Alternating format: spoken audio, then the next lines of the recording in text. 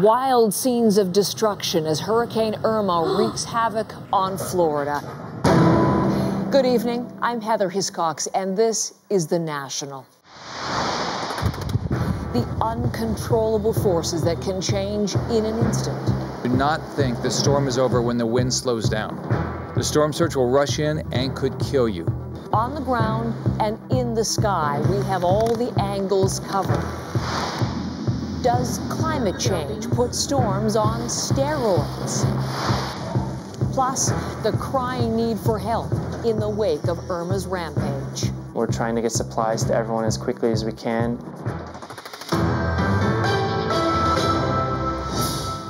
When taking stock of this continent's disasters, today will stand apart. In terms of total force, its size, its lifespan, its winds, Irma has already broken records. And today, the apocalyptic forecast for Florida came true. Irma struck the Keys this morning as a Category 4, gradually losing strength as it delivered that power to land. Along its path, every frightening moment brought ripping winds, slashing rain, and surging seas. Irma is now raking its way up Florida's west coast. Over the next several hours, it's Tampa's turn. That's where our Tom Perry is tonight. Susan Ormiston is further south in Bonita Springs, Florida, already hit hard and still reeling. That's where our coverage begins. Susan. Well, Heather, Irma was and is as ferocious as predicted, making that brutal landfall in the Keys and then driving straight up the southwest coast to here in the Naples area. We're being told that storm surge has already begun in Naples, over 2 meters of rising water in just 90 minutes. And that's what everybody is worried about here on the Gulf Coast. Lashing rain and wind started this morning and never let up. The early gusts over 100 kilometers an hour wrought their damage hour over hour. Repeated warnings to evacuate or board up mostly worked. Streets were deserted, leaving an epic battle pitting nature against a built-up southern Florida.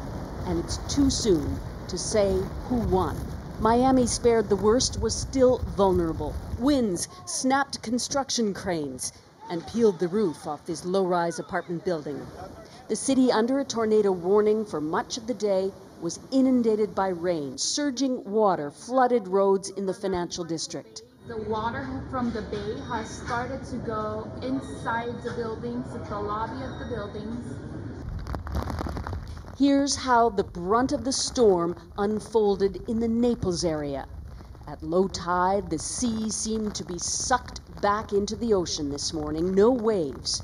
But Doc's Beach House, a favored sunset spot, expected trouble. Just checking out Doc's Beach House. You know, it's all boarded up and want to see it one more time. I don't know how it's going to be. It's surge and stuff. Within 2 hours, the winds had kicked up, ripping into signs and bending trees. It was an effort just to stand upright to document this storm. Mid-afternoon in the Naples area, and the wind and rain is really kicking up here. We're seeing a lot of debris down in the streets already. A power line was down just over here. Trees have been toppled. We're expecting gusts of over 165 kilometers an hour, and they're still hours away. And after the wind and the rain comes the threat of a storm surge. And in the midst of all that, we found a group of scientists setting up their instruments against the wind to measure the force of Irma. We're out here measuring winds because ultimately we're trying to understand how the fluctuations in the wind field affect loads on buildings. Just after 4 this afternoon, the eye wall of the hurricane passed directly over Naples, and it was epic. A half hour later, the heart of the storm hit us here in Bonita Springs. Well, this is it. This is the worst of the storm in the North Naples area. Hurricane Irma has arrived. You can see the ferocity of this wind and rain just pummeling this part of the Gulf Coast. Now the worry is the storm surge. How high and how far will that water push on shore down the coast, and what will it leave in its wake? Heather, you can already see this flooded waterway. It's a road just outside the hotel. We're up to a foot of water here. We're waiting around. People are on the lookout for this kind of thing. Tonight, 3 million people are without power, including ourselves. And emergency crews are warning it could take days or weeks to fix that. They're also warning people to stay put. Don't venture out to check on your property because the perils of this storm are still ahead. Heather. Susan, thank you. Excellent reporting. Susan Ormiston is in Bonita Springs tonight. Now, we turn next to Tampa, which wasn't expecting to feel the force of Irma's power, but it is. Tom Perry is there for us. Tom. Heather, Tampa is beginning to feel the brunt of this storm in the same way that parts further south were feeling it earlier in the day. The wind is blowing in, as you can see behind me. We're inside a parking garage right now, got a little bit of shelter, but outside the wind is whipping up, the rain is just pouring down, and Tampa really is bracing for the impact of this storm. Now, it was a lot quieter today, a little bit of rain, a light breeze, nothing like what we saw further south, but even then, the signs of the coming storm were plain to see. The waters near Tampa drawn back today by the power of the approaching storm. An ominous sign given the prediction this water would rush back with speed and force in a storm surge. Jonathan Stitt walks his dog by the water's edge every day, and he's never seen it look like this. Yeah, it's about, I'd say, 15 feet lower than what it usually is. I've been living here 7 years. I've never seen it this low. It's honestly, it's eerie because you can physically see the water. You know, the bay goes out to the ocean this way, behind where you're standing. And you can physically see the water going out into the ocean. And, you know, it's eerie because you know it's going to come back in. Tampa is a city built on the water's edge. It's vulnerable to flooding, and it hasn't faced a hurricane the size of Irma since the 1920s. We know that we are ground zero for Hurricane Irma. We have, for 90 years, avoided this day, but I think our day has come. The streets of Tampa were deserted today. Firefighters and police remained on alert, as did many residents who, by choice or circumstance, are riding out this storm. Well, it was going to hit Miami dead on and be an East Coast storm for 4 or 5 days. And by the time that it kind of shifted west, everyone was out of gas already. And we feel like we're in a pretty safe place, so we're just kind of holing up for it.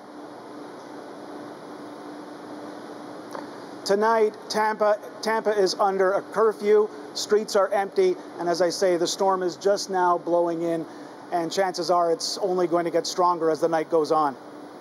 Tom, as we heard from the young man to whom you spoke just there, the expectation was that Irma would hit the east coast of Florida, but then things shifted, and it took aim at Tampa. So how has that affected preparations and even readiness?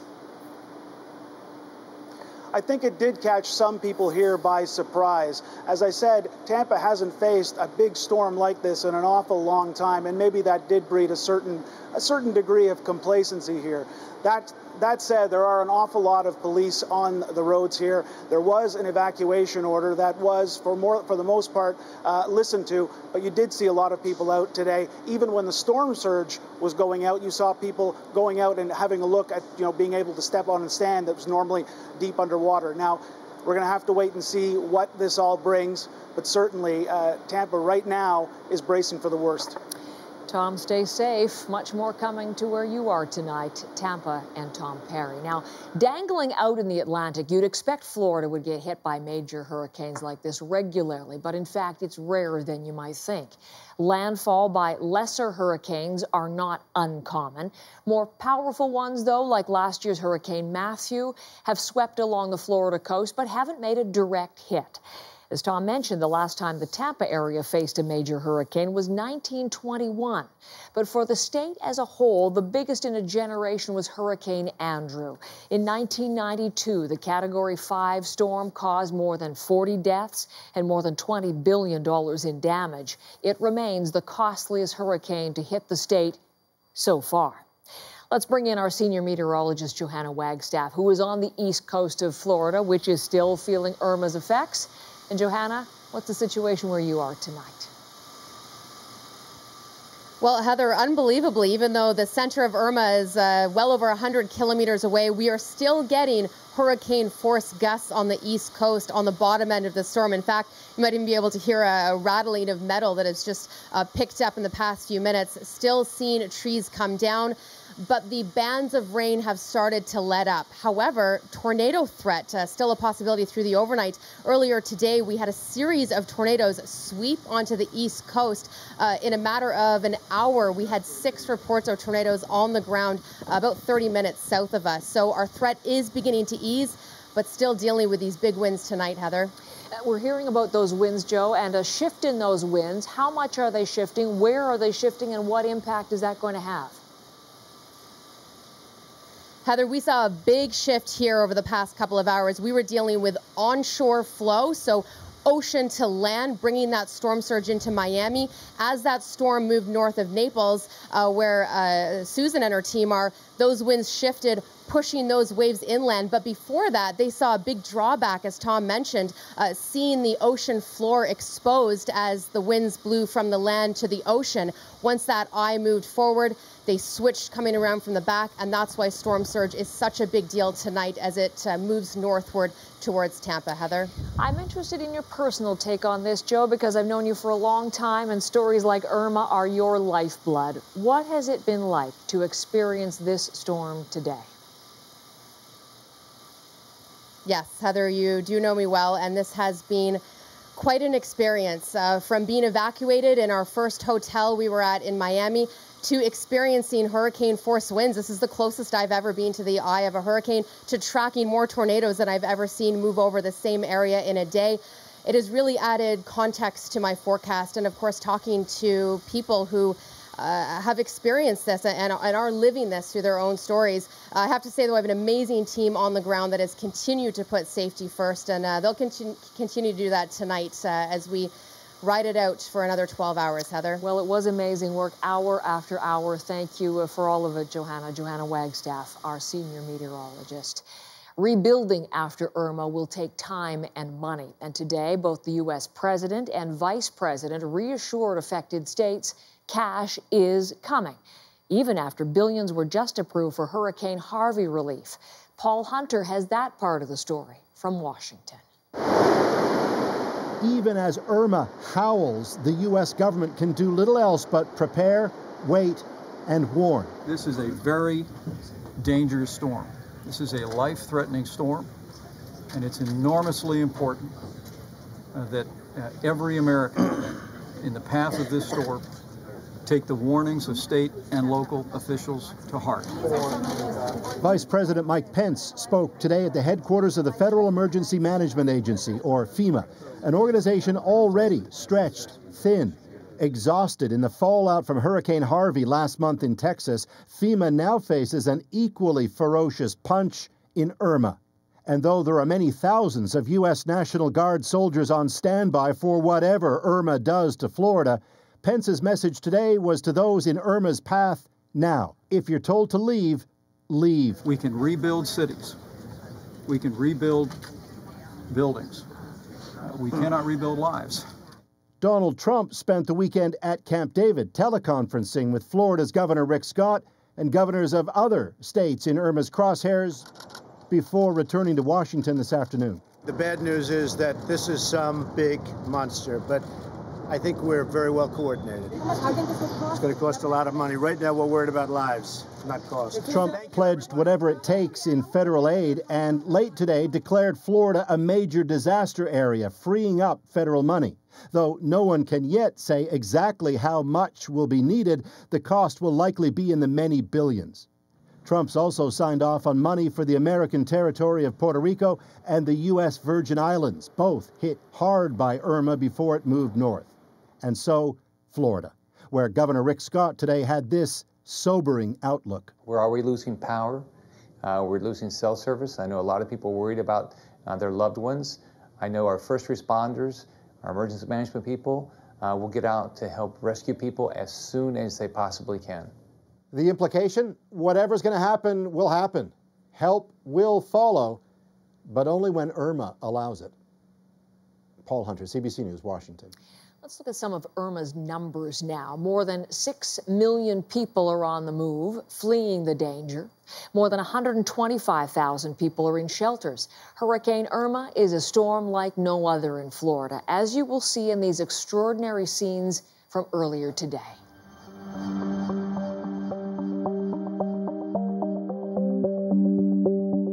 Good morning, Fort Lauderdale. We know exactly where we can get when it comes to chasing hurricanes so that we can chase it safely while also getting measurements, as I was out there getting wind measurements.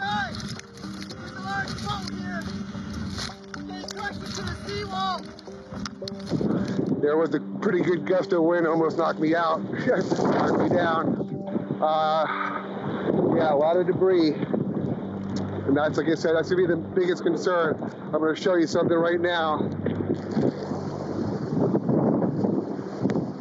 The big limb just hanging on that power line. Marathon, Florida is our home, and that's where we've been living on the boat there for the past 4 years, and that is all underwater.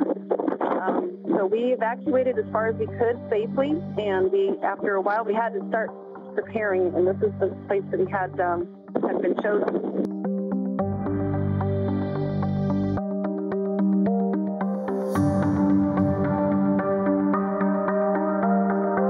We left everything, our furniture, our apartment. But like I always say, material things, we can build them again. I think the most important thing is the family,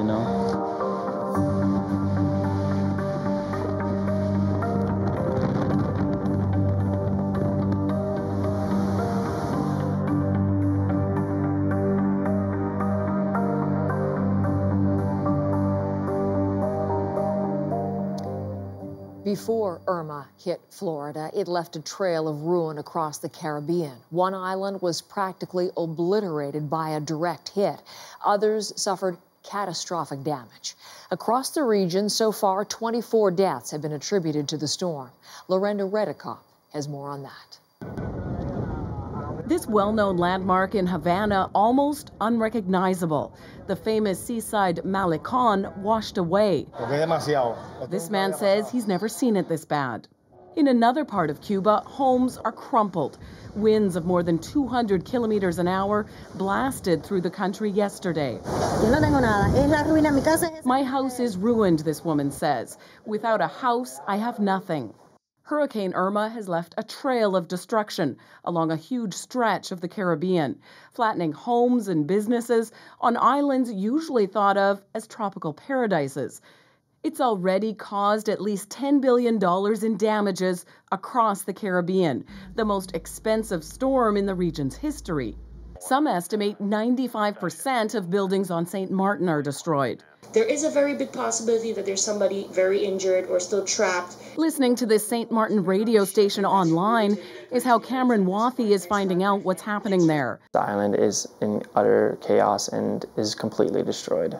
He was supposed to be moving back there today, along with his Canadian girlfriend, to help his family start a new restaurant. It's now gone. Our house flooded. There's a hole in our roof. But many people have lost their roofs. Many people have lost their entire homes. Businesses are completely gone. He's been trying to mobilize a relief effort from here, even helping Toronto-based aid organization Global Medic get ready to distribute supplies. On another island, Anguilla, Christopher McQuaid is in medical school. After the storm, he had to stay in his car, telling his mother he had just 3 days worth of food and water. Then she didn't hear from him for 2 days. Powerless. It's very hard. And I'm not getting a lot of help for information. Tonight we've heard they have made contact, but he's running very low on supplies. Lorenda Redekop, CBC News, Toronto. Now, you just heard briefly from the mother of a Canadian medical student stranded by Irma on a devastated Caribbean island. Here's a bit more of what Susan McQuaid had to say about her difficulty getting help from the Canadian government. This morning when I called to get an update, I gave them his name, wondered if he had gotten any contact through to them, and I was told because of the Privacy Act, they couldn't give me any further information. So that was quite difficult to hear. I've tried everybody to contact. I'm just sitting and waiting. I have no idea if they're going to be evacuated or who's down there. Everybody right now is focused on Irma, the damages that it's doing in Florida, and I understand that, but it's been through several islands, and those people are desperate, and they need help. And my son's one of them. So what is Ottawa doing to help Canadians and potentially others affected by Irma? Katie Simpson is in our Parliamentary Bureau with more on that. Katie. Heather, in the 24-hour Emergency Operations Centre, Global Affairs is getting frustrated calls from stranded Canadians and family members looking to get help for their loved ones.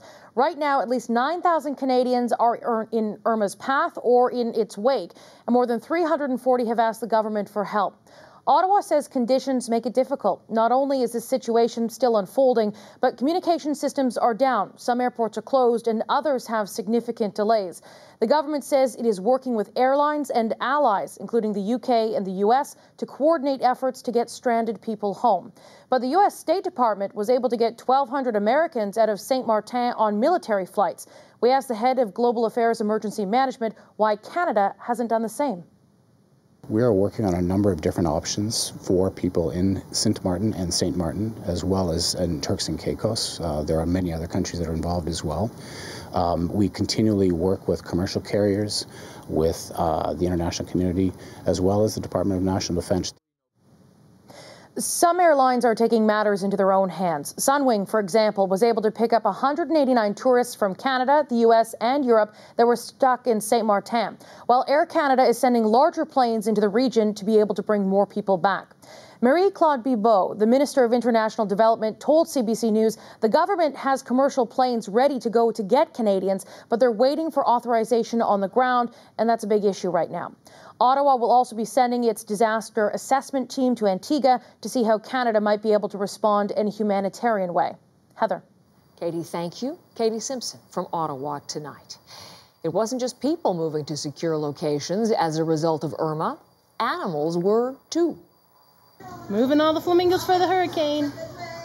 Flamingos at Busch Gardens Theme Park near Tampa Bay were led to shelter ahead of the storm, along with about 12,000 other animals. Look how calm and organized they look. Zoological teams are staying with them round the clock. There is lots more coverage of Irma coming up on The National. Today's focus is Florida, but what about the people who were already hit by this epic storm? We'll hear from a Canadian group that's helping with some innovative tactics.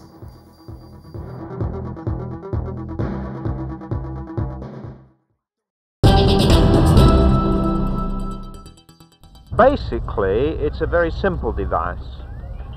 In the road, there's a single cable buried, and through this cable we pass a current. Now the current, of course, passing through the cable gives rise to a magnetic field about the cable. On the front of the vehicle there are two coils, one on each side, and these sense the magnetic field coming from the cable. So what we do then is just to make sure that each coil is spaced exactly the same distance from the cable, and the car is therefore sitting squarely over the top of the cable. And this is done by sensing the change in the field of the coils.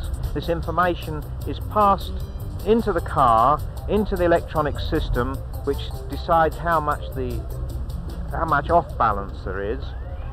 Having decided on this, it passes an instruction to the steering column, and the steering column then operates to get rid of the imbalance in the system. The speed is regulated by controlling the frequency of the engine. In other words, you know that at a certain frequency of revolution, the car will be doing a certain number of miles an hour quite precisely. And so we have a very simple electronic device which you can set to your particular speed. This then checks the number of revolutions and again feeds back through a little loop and keeps those revolutions at that level, and the car therefore travels at that level. There is one overwhelming fact that will shape the city of the 1980s. It is, of course, energy. The increasing price of energy will lead to changes in population density and in transportation patterns. Energy will increasingly determine where buildings are built and how they're built. While there will be new designs to meet the demands of energy conservation, the city of the 1980s will probably not look all that different from the city of the 60s and 70s. In fact, the need to conserve resources may mean a decade in which the city reflects the past as much as the future. The city in the past 2 decades was marked by an exodus. People moved away into the suburbs. The indications are this will change in the 1980s. Rising energy costs will make it expensive and inconvenient for people to live in sprawling suburbs. The need for higher density living will change the core of the city. Where there has been a boom in building offices, there will now be a boom building homes. Space in cities will not be wasted. The big city centers will be building much more on the land that they have available, which is well serviced, of which there's quite a substantial amount. 1980s then may see the end of urban sprawl. Cities will contract, more people in less space. For some, that's a vision of an urban hell, but others see a hopeful side. From a social point of view, it's great.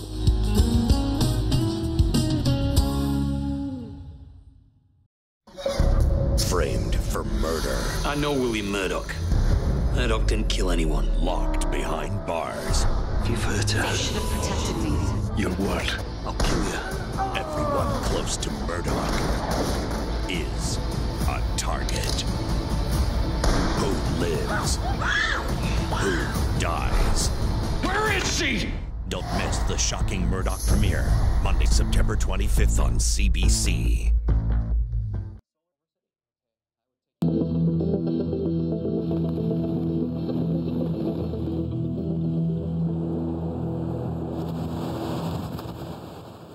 Irma has weakened now to a Category 2 hurricane, but it remains a powerful and dangerous storm, and it is battering the Gulf Coast tonight. Chris St. Clair of the Weather Network is right in the midst of it. He's in Sarasota this evening, and Chris, give us the picture of what's happening there tonight.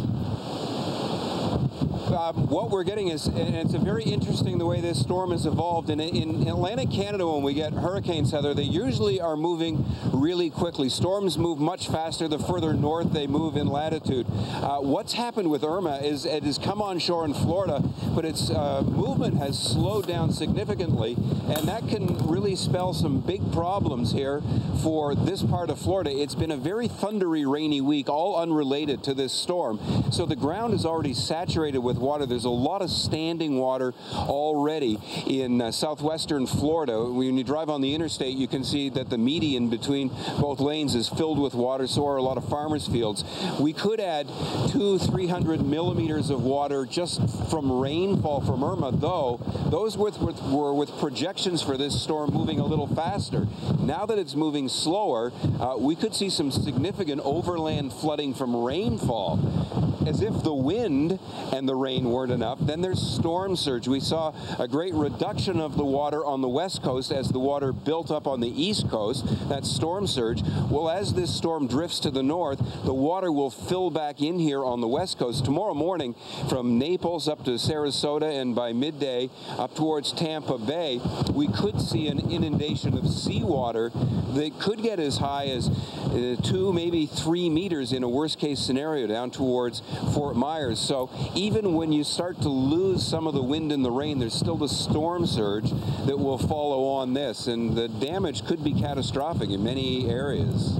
Chris, thank you very much. It's extraordinary to see you standing upright against those winds, and again, the worst yet to come, perhaps in the form of that storm surge. Appreciate it, Chris St. Clair in Sarasota tonight. We won't know the full extent of the damage Irma has done in Florida for some time yet, but we do know that in some parts of the Caribbean, the destruction is total. Just getting to problem areas is a challenge for relief organizations. That's part of what I discussed earlier tonight with Raul Singh, founder and executive director of Global Medic. Raul, you already have one of your rapid response teams on the ground in Saint-Martin. What are you hearing from them so far? You know, our guys on the ground are telling us that it's pretty tough in there. There's a lot of damage and there's a lot of needs. So one of the things we've done is we've brought in this Arion Sky Ranger. It's a Canadian-made innovation. It's a phenomenal drone. Drone. Mm-hmm. And we fly over and we figure out what roads are out, what bridges are down, where the population has moved to. We give people situational awareness, and we take thousands of photos, cross-stitch them, and make emergency maps. Okay. Here's the idea. I give the emergency manager better information. He or she makes better decisions. All right, so high-tech surveillance to begin the process, and then low-tech with actually delivering aid on the ground. What's that? Here's a low-tech solution. This is a ceramic water filter, okay? It goes into a 2-bucket system, gravity-fed, no electricity, no moving parts. Our teams go in, we teach mom how to assemble it and use it. Mom is able to make sure her kids have clean water. The kids don't get sick, nobody dies. That's a lifesaver. Okay, and part of your response is also water purification tablets as a part of it too? Yeah, no, absolutely. This team down there has 3 missions. They're installing water purification systems in the hospital in big areas, right? They're giving folks these kits along with hygiene kits and water tablets, and they're doing all the situational work with the drones. Okay, so Saint Martin, what other parts of the Caribbean are you active in? Air Canada got us into Antigua, Sunwing got us into Saint Martin, so we're already in both these spots. We're putting more into Antigua, more into Dominican Republic. We're looking at Cuba now, we're looking at Tortola, and we're watching Florida as well. How would you assess the world's response, the world's aid response so far to Irma in the Caribbean? You know what, it's a good response, it could be better. And I'll tell you, we make this mistake often. We don't push enough aid in the first 72 hours of a crisis. We've made this mistake every single time, and we have to stop. We got to keep pushing aid. Raul, thank you. We'll have much more coverage of Hurricane Irma as it pummels Florida. Straight ahead, a climate scientist weighs in on the violent storms disrupting millions of lives.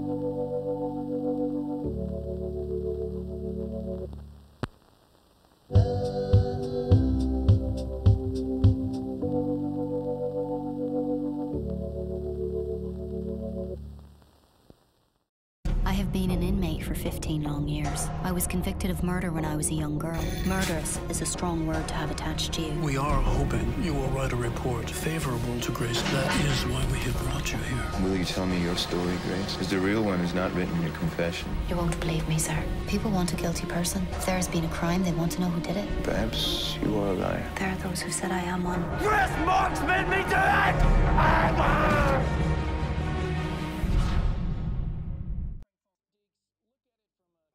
Take this deadly storm seriously. Stay safe. My first duty as governor is to protect the people of Florida. And the storm is here now. Florida Governor Rick Scott earlier today. Of course, Irma did hit with deadly force, inflicting damage that will take years to recover from. What can we learn from the devastation we have witnessed? I'm joined tonight by Catherine Hayhoe, who's a director at the Climate Science Center at Texas Tech University, and Paul Kovacs, executive director of the Institute for Catastrophic Loss Reduction, and he is in Toronto tonight. And Paul, let me begin with you. Is Irma a climate change story? Our climate is changing. It is having complicated impacts on hurricanes, so it is unclear whether Irma is a climate change story. But one of the things that we need to learn is that in a changing climate, there will be more large storms. Climate change will bring more large storms. We need to start getting ready now. So unclear as to whether it was caused by climate change. But where do you fall on this, Catherine? Because, for example, we heard from the mayor of Miami saying that this is, if not climate change, he doesn't know what it is, that it's a poster child for what is to come. Is there a link? The science is very clear that a changing climate does not cause hurricanes, but it exacerbates them. It takes the hurricanes that are already happening and it amps them up with higher sea level, stronger storm surges, more rainfall on average associated with a given hurricane, and, as Paul just mentioned, a greater risk that we're going to be seeing stronger hurricanes in the future. Not any more frequent ones, but the ones that come along are likely to be stronger on average.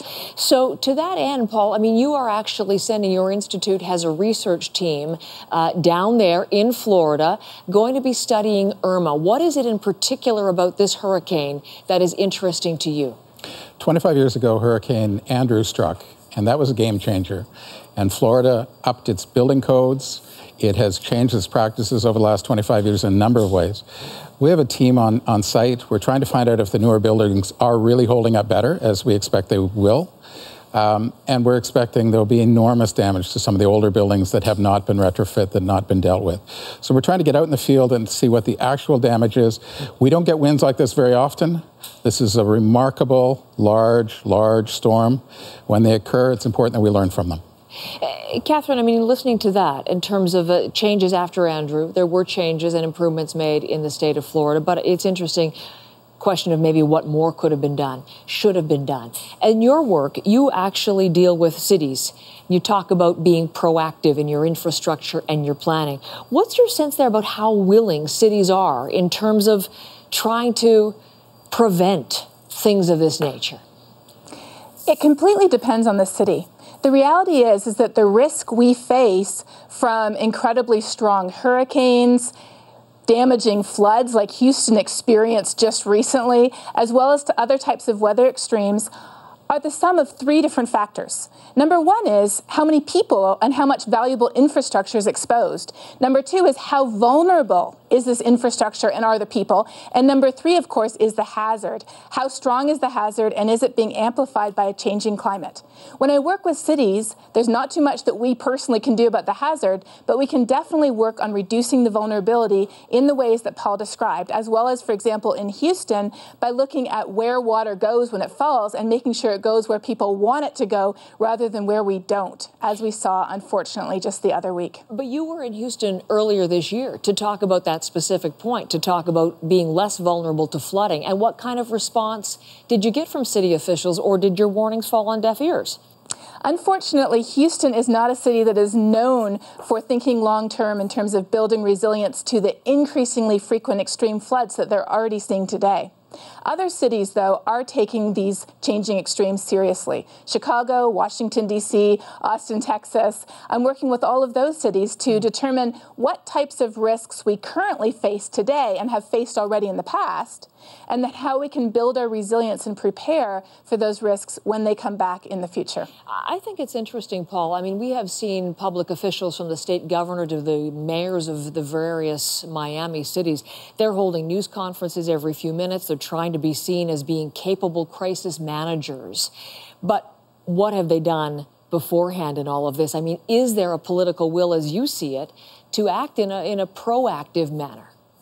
There's two parts to some of the metrics we use to find out whether the performance has been strong or weak. One looks at loss of life, and the other looks at property damage.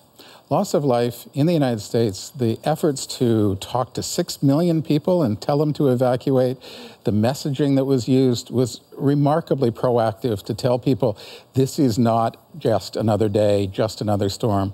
And the efforts in the United States to protect against loss of life is really quite strident, quite effective. And we'll see, we didn't protect everybody from this storm, but I think despite the size of the storm, the amount of loss of life is going to be quite low. The weakness is protecting property. As Catherine mentioned, some cities take this more seriously, some states take this more seriously. The state of Florida did really react after Andrew 25 years ago and did a number of very positive things. There are other states that still don't even have building codes. So there's a range of different actions across Canada, across the United States. Florida has done some positive things, but needs to do more to protect property from the risks that take place. And what do you think is going to change then, Paul, as a result of Irma? Irma is an absolutely remarkable storm. I hope it is a game changer for those who have been unwilling to push harder in terms of what's going on. The biggest failing in the United States has been allowing development to take place, allowing houses to be built in areas that are really high risk. And we're now fairly late in the game because we now have millions of people living in very, very high risk areas, coastal areas that, you know, should be a beach rather than a series of buildings and constructions. I would love to see more of it. It's now very late to try to get people out of harm's way. That's where the greatest opportunity lies, but the greatest challenge lies as well. You know, it's interesting, to your point, one of the best quotes I read in the Washington Post today, Florida is like a heroin addict when it comes to development. On that very point, maybe people in areas where they just simply shouldn't be. At what point, Catherine, do we start having the discussion about whether people should be in these areas, whether or not it's time to abandon some of these areas? Who pays for that? And people are going to start being resentful of constantly funneling money into rebuild and cover insurance and cover subsidies and all of these things. Where are we in that conversation? This is a thorny issue that I was actually just discussing with representatives from the reinsurance industry this week. In Miami, some cities are being very proactive. Miami Beach is raising the level of many of its key streets by several feet, as well as installing pumps, whereas, of course, other areas are not. The reality is that cities can't move. People can move, investments can move, but cities can't move.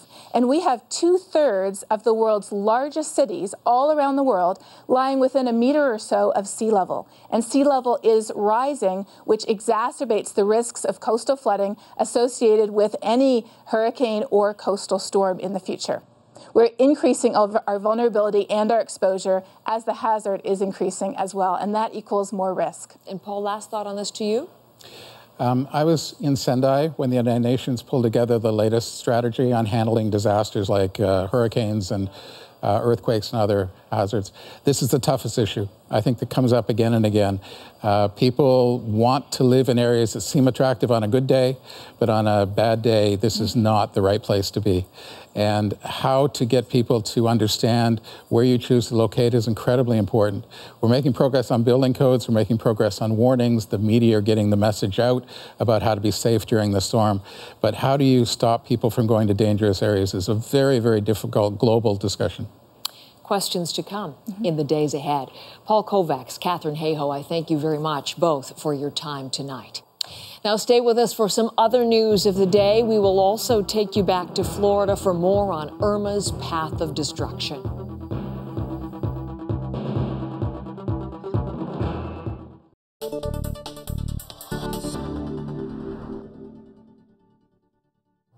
Celine Dion She's a big star in France and in her home province of Quebec. She isn't known at all in English Canada, but the young singer could change all that soon. Whoa, memory blue. Critics in France and Quebec have called her extraordinary, exceptional, a new international star. What amazes them is her voice and her age. Celine Dion is 15. Memory blue.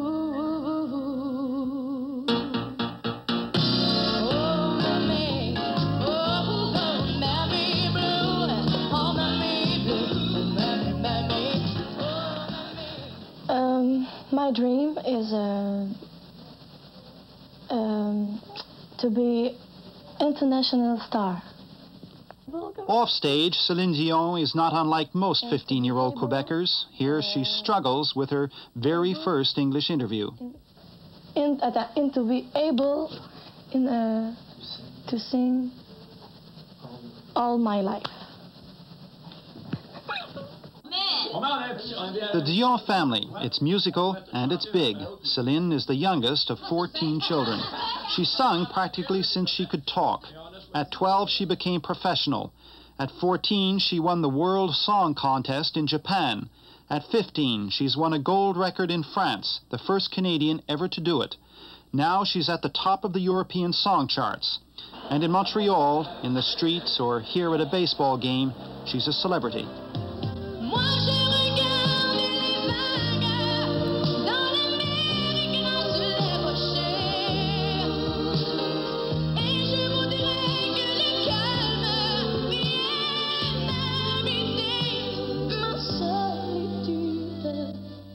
So in Quebec and Europe, she's a star. But on Yonge Street in Toronto, she'd hardly get a second glance.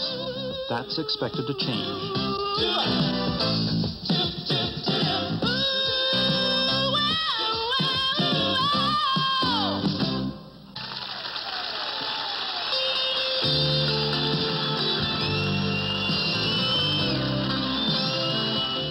Tom Kennedy, CBC News, Montreal.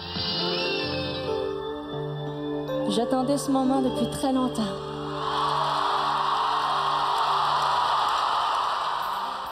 I've waited a long time for this, says Celine Dion, the reigning pop diva, at a rare hometown performance in Montreal. But Montreal is not home for Dion anymore. She's nowhere long enough to unpack her bags.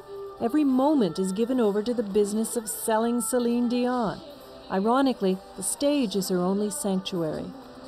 I love being on stage. It's because every day, everybody's telling me what to do and talk about this and don't mention this yet and don't forget to talk about that and don't forget this and, you know, don't do this, don't do that.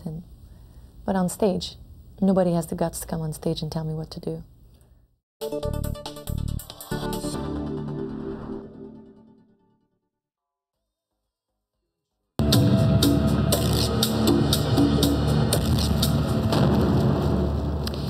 To the other big disaster this week, the powerful earthquake that hit off the southern coast of Mexico. Music of mourning played in Oaxaca state, where the quake hit hardest. All weekend, people were laying their family members to rest. At least 90 people are now believed to have been killed. Some are still missing. Many more whose homes were destroyed are in shelters. A magnitude 8.1 earthquake hit around midnight on Thursday, jolting parts of the country awake. In Myanmar, Rohingya insurgents declared a month-long truce in a bid to end the refugee crisis. Hundreds of thousands of Rohingyas have fled into neighboring Bangladesh. The crisis was sparked when Muslim insurgents attacked police stations. Refugees say Burmese forces and Buddhist mobs responded with indiscriminate killings and torching of entire Rohingya villages. Today, Myanmar officials said the country will not negotiate a ceasefire in spite of that truce declared by the Rohingya insurgents. A crisis that roared across the world last year has caused little more than a whimper this year. The Zika virus. Capable of causing serious neurological defects, it spread through mosquitoes. But now mosquitoes may help get rid of it. Kim Brunhuber explains. By now, the Smiths are used to seeing it. Every couple of days, a white van rumbles slowly down their street in suburban Fresno. Same shape and size as a mail truck, but delivering only annoyance, specifically mosquitoes. As it drives, it sprays them out in designated neighborhoods, in the millions. You can actually see the difference. Yes, we've noticed them buzzing around and in the house more than usual. To explain why, you have to go almost 400 kilometers south to Long Beach. See anything? Yeah, we have 2 so far. Lamar Rush has set dozens of traps for his tiny, potentially dangerous prey, Aedes aegypti, the main mosquito responsible for spreading the Zika virus. Seems like they were breeding back there? Yeah. The mosquito has been working its way north, and this summer, for the first time ever, it was spotted in this city, only 40 kilometers from Los Angeles. One was found here in Luz Rosales' backyard. I have friends who are pregnant. I'm worried about her. For reasons scientists still can't explain, Zika cases are way down this year. But experts warn ignoring the mosquito that can spread Zika would be a big mistake, because Aedes aegypti is slowly spreading across the country. Which brings us back to that mosquito truck. The technology was designed by a company owned by the people behind Google. The mosquitoes it's spreading are all male and were infected with a type of bacteria that makes the females unable to reproduce. And they have a job to do, and that job is to seek out and find all of these local females which do bite, can bite, mate with them so that the eggs are infertile. So we're looking for the Aedes aegypti. Already, those behind the program say they're fielding calls from around the world. Canadian experts say for the last 2 years, mosquitoes that can carry Zika have been found in small numbers in Ontario, but some have doubts this is the way to control them, because this mosquito release program is expensive. It's a great business model, but whether or not society wants to absorb those costs, that's another issue. Researchers here say it's too early to tell if the pilot program's working. Bonnie Smith says she doesn't mind being a tasty guinea pig. It's kind of interesting to find out how it's going to work and hopefully ultimately reduce the mosquito population. So when that van comes around, she's actually happy to see it. More mosquitoes, she says, just what we need. Kim Brunhuber, CBC News, Fresno, California. We'll take a short break and get back to our top story. The state of Florida battered by a storm and bracing for the aftermath.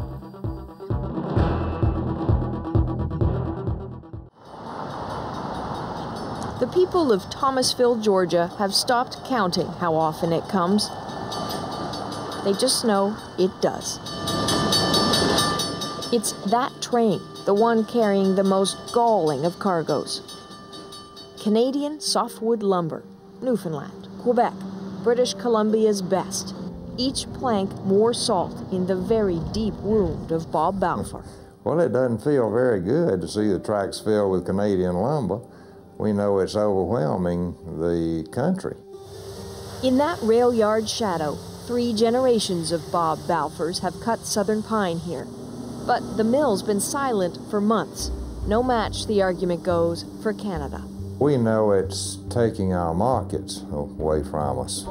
They can undersell southern yellow pine all over the United States. There's no way that we can compete with Canada. Here, in the land of the southern pine, that's a little hard to take.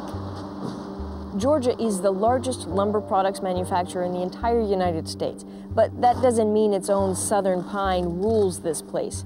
Canadian softwood, this lumber right here, now takes 1/3 of the market. Ideal for the construction industry, Canadian softwood is lighter, easier to pound nails into, cheaper. And that's always frustrated the U.S. mill owners.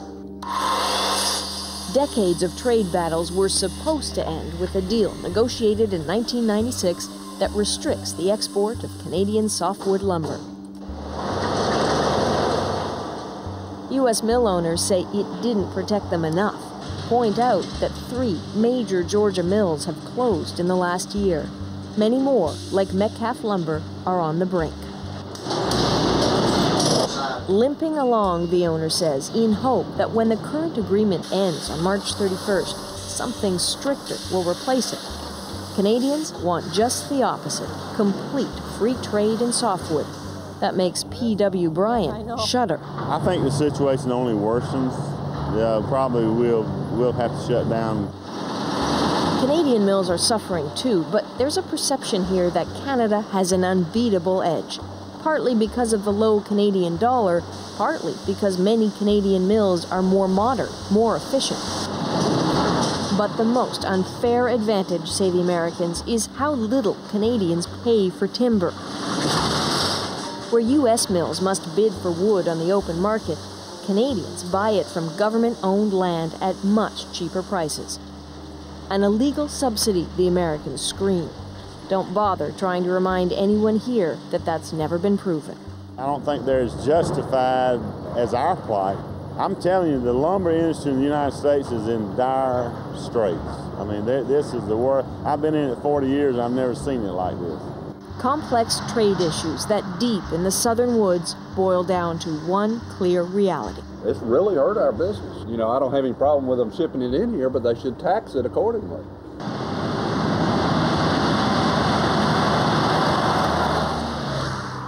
An entire industry on the edge, convinced Canada is driving it into oblivion. Adrienne Arsenault, CBC News, Thomasville, Georgia. I have been an inmate for 15 long years. I was convicted of murder when I was a young girl. Murderous is a strong word to have attached to you. We are hoping you will write a report favorable to Grace. That is why we have brought you here. Will you tell me your story, Grace? Because the real one is not written in your confession. You won't believe me, sir. People want a guilty person. If there has been a crime, they want to know who did it. Perhaps you are a liar. There are those who said I am one. Chris Marks made me do it!